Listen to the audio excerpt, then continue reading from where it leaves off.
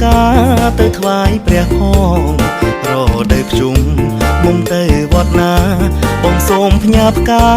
ទៅថ្វាយព្រះផងជុកសក្រហមអមចំប៉ាក្រមបងផ្ញើទៅផងថ្វាយព្រះនៅវត្ត